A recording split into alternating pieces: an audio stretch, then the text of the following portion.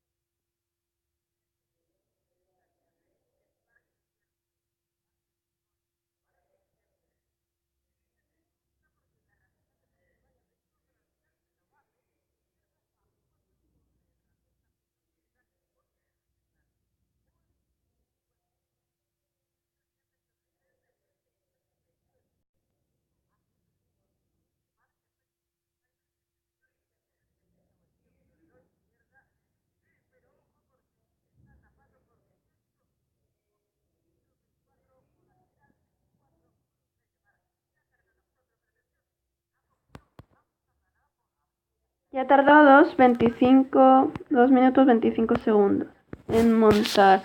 Y ahora vamos a ver su desmontaje de armas.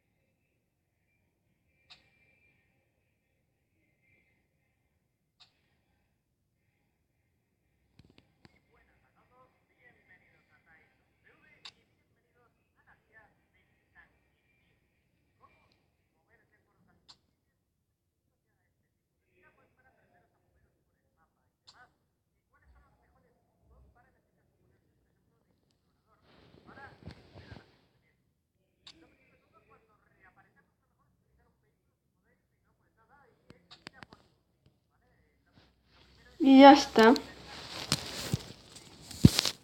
Así que nos vemos en el próximo vídeo con el detonante pistola de duelo. Chao, chao.